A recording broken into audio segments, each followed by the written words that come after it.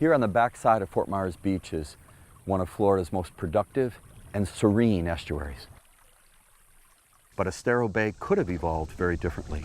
A plan was on the table to remove the mangroves and seagrasses along the bay's coastline and replace them with seawalls, paving the way for canals and development. That was more than 50 years ago when a group of Lee County residents had a vision about the future of Estero Bay. Their vision was that submerged lands and the water on top of them belonged to all of us.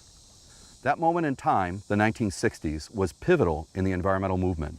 In the middle of all that, Lee County residents drove the creation of what would become the first aquatic preserve in Florida. This is the story of 50 years of Estero Bay Aquatic Preserve. Lifelong resident of Lee County, Bill Meller, was a leader in creating that vision for Estero Bay. And you were born here in Lee County? Born right here in Fort Myers, down on Fowler Street. People ask me where you're from, and I say Fowler Street. You must have got out on the bay when you were young. I guess one of my first times down here would be out in 1937. We liked to come here to Estero Bay to spend the weekends. Back then, the water was beautifully clear, and the fish were in here just unlimited. There's just unlimited amount of fish in there. When you guys started the LCCA, that was in the 50s, right? Yeah, Lee County Conservation Association, yeah. And that was when we first heard this proposal to come in and turn all of Estero Bay into a city of about 8,000 or 9,000 people. Up until then, there'd been an awful lot of dredging up of bays and that sort of thing. And one of the very worst was Boca Ciega Bay up at St. Petersburg. They just dredged up the entire bay up there and destroyed it. And when all this was proposed, we all realized that could be a disaster. So there was arranged, a whole group met and decided that this was going to be a joint effort. So that was where Lee County Conservation Association was born, out of those meetings there. At one point, the LCCA had membership numbers greater than 50% of the registered voters in Lee County. That gave them a voice that got local and state representatives listening. Why do you think they all got involved? They knew how important it was to protect the bay?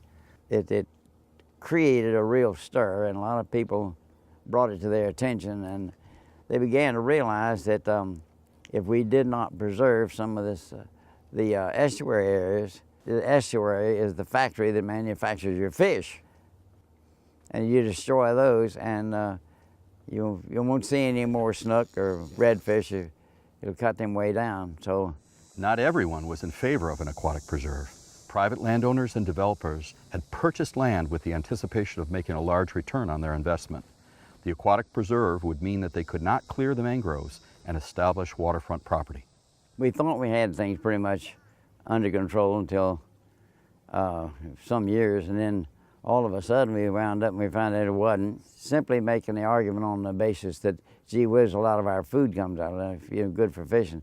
We realized it had to go more than that. So several of us, including myself, began to study law.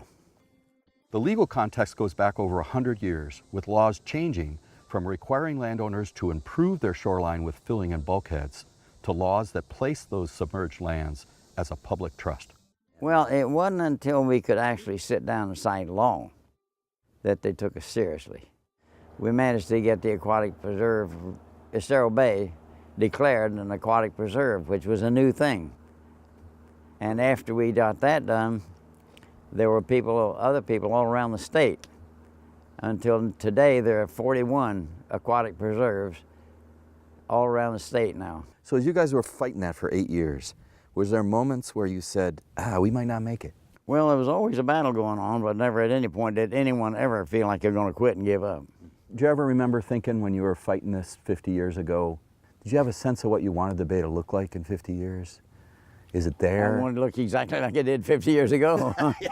That was the point of it. I don't know if I've ever talked to anybody who's been here as long as you have, but people who've been here 30 years, 40 years, mostly talk about it's not as good as it used to be, rather than it's a lot better than it might have been. Oh, yeah. Well, it's not nearly as good as it was when I was just a little kid, because the waters were so much more beautiful, clear then. It's like the water down at Key West. This was beautiful, clear water. You can see bottom and clear sea bottom in 6 feet of water. Do you see other leadership emerging?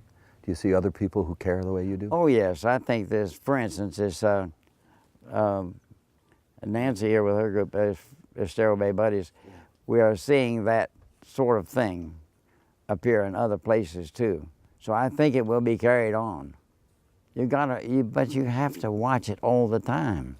You know, it's one of those cases where you have to win every battle. You lose one, and you can't reverse it. It's very important in any case to have a persistence of vision. None of these things happened rapidly. The reason we have Estero Bay protected today, and the reason we have the conservation lands we have, and the reason we have a chance to improve the situation, make it better, is because of persistence of people over decades.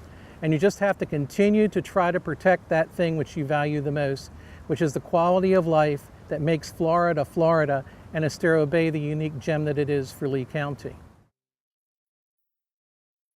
You know, Estero Bay was the first preserve, and it was because of the citizens of Estero Bay that it was even established.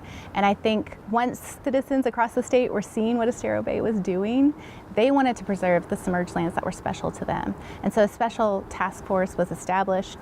They looked across the state. They identified 26 areas that they thought needed additional protections. And that really was the foundation for the network, because it was after those 26 areas were recommended to be established as aquatic preserves that the Aquatic Preserve Act was passed in 1975. And you know, that was the start of the system. And today we have 41 aquatic preserves, 2.2 million acres are being set aside for management, you know, to benefit everybody. When it was first established, the Estero Bay Aquatic Preserve protected the submerged lands just south of Matanzas Pass to Big Carlos Pass. In the 1980s, our evolving understanding of what was needed to preserve the bay led to an expansion down to Little Hickory Island, bringing the preserve to its present 11,000 acres, all the way south to Bonita Beach Road. The watershed or drainage basin for Estero Bay spans nearly 360 square miles and is fed by 5 major rivers and creeks: Hendry Creek, Mulock Creek, Estero River, Spring Creek, and the Imperial River. Today, the Florida Department of Environmental Protection's Florida Coastal Office manages the Aquatic Preserve Program. Becky Prado is the Deputy Director. She works with the Aquatic Preserve managers to oversee and maintain the areas. The aquatic preserves in Southwest Florida have some of the most dedicated staff in the entire state. And anybody who lives in and around Estero Bay is lucky to have the staff that we have in this region. They work tirelessly to benefit this aquatic preserve.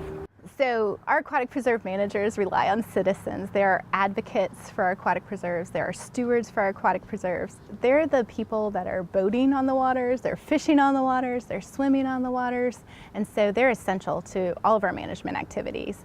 They help provide volunteers for the shorebird or the rookery monitoring, the seagrass monitoring, the water quality monitoring. They're helping educate the communities on the importance of the preserve. Some of them engage with our nonprofit organizations that they've established to help support the aquatic preserves. In Estero Bay, we have the Bay Buddies, and they help coordinate volunteers to help with cleanup events or with our monitoring. So we couldn't do any of it without the citizens and our volunteers. So 50 years from now, I want the citizens of Florida to be able to enjoy the exact same things that we get to enjoy within our aquatic preserves. I want them to be able to go out and catch fish. I want them to be able just to see the birds and the seagrasses just like we do today, if not even more expanded. I think the sky is the limit when we start looking at the future, and we can just continue to see improvements and continue to use the preserves. That was a long time ago. Yeah. Still making a difference today. I guess so.